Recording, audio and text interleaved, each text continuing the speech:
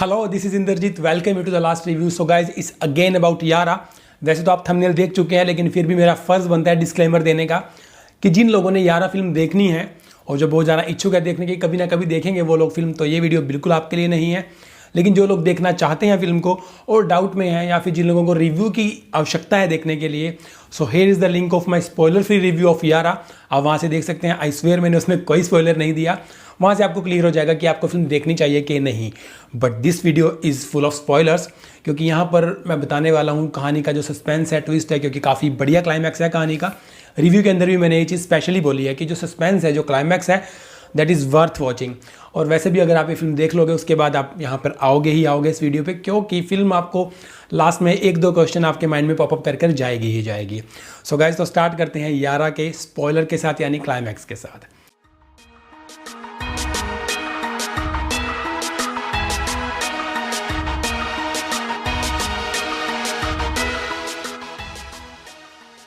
तो देखो, स्टोरी मैं पूरी नहीं बताऊंगा क्योंकि मैं रिव्यू के अंदर आपको ब्रीफ दे चुका हूं स्टोरी का। अगर मैं स्टोरी यहाँ बताने बैठ गया तो जो मैंने अभी बोलना है वो मैं भूल जाऊंगा, तो थोड़ा वहाँ से आइडिया ले लेना। लेकिन वैसे कुछ खास ज़रूरत है नहीं। तो आते हैं मुद्दे पर। एक टाइम होता है जब इस चौकड़ी गैंग में से चारों को सजा हो जाती है। इन चारों के ऊपर नक्सली की स्टैंप लगकर ये चारों जेल में चले जाते हैं। अब चारों को सजा कुछ अलग अलग होती है। मितवा यानी अमित साध को 4 साल की होती है। रिजवान और बहादुर यानी कि विजय वर्मा और कैनी को 8-8 साल की होती है। और लीडर ऑफ द गैंग फागुन यानी कि विदु जामवाल को 10 साल की सजा होती है। अब स्टोरी 20 साल आगे चली जाती है। ऑब्वियसली मितवा 4 साल के बाद ही जेल में से निकल गया होगा, लेकिन आज की डेट में ये तीनों इकट्ठे रहते हैं क्योंकि स्टोरी 20 साल आगे चली गई है। तो रिजवान, बहादुर और फागुन ये सब इकट्ठे रहते हैं और काफ़ी ज़्यादा अमीर बन चुके हैं ये। बट मितवा अब इनके साथ नहीं है पिछले 20 साल से, यानी कि जेल के इंसिडेंट के बाद से। तो जो स्टोरी करंट में है, अभी 1997 चल रहा है जहाँ से स्टोरी स्टार्ट होती है, बाकी सारी स्टोरी फ्लैशबैक में चलती है। तो करंट में ये आज की सिचुएशन है और सब बूढ़े हो चुके हैं। तो मितवा को पुलिस यानी कि सीबीआई पकड़ लेती है।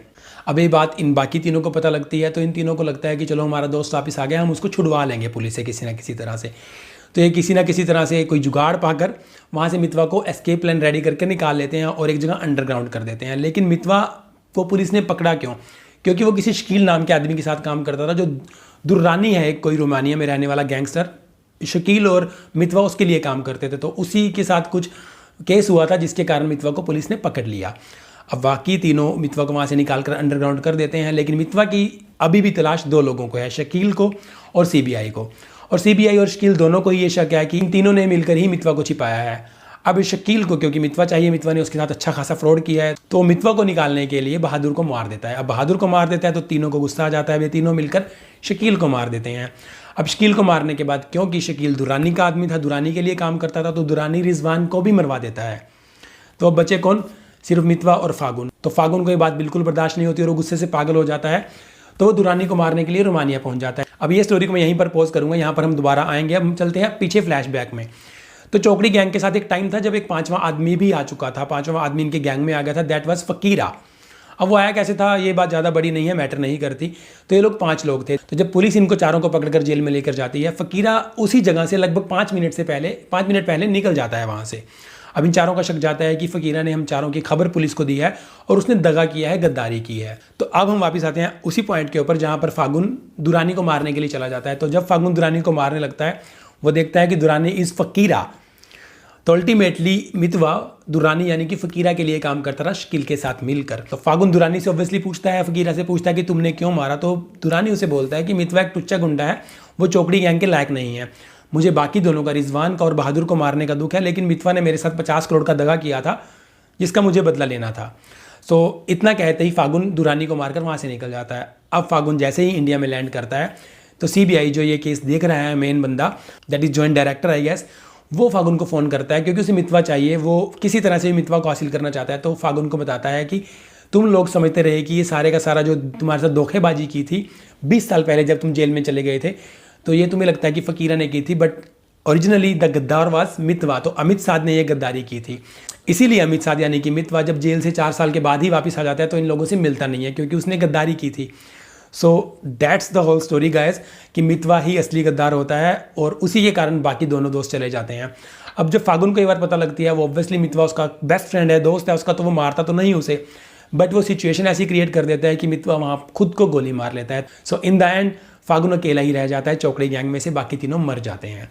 अब यहाँ पर सबसे बड़ा जो क्वेश्चन उठकर आने वाला है वो ये है कि मितवा ने ये सब किया क्यों। तो या तो कहीं ना कहीं ये डायरेक्शन की कमी है, कहीं ना कहीं ये स्क्रीन प्ले की कमी है, या फिर कहीं ना कहीं लूप होल स्टोरी राइटिंग में रहा है कि इन्होंने ये चीज़ दिखाई नहीं।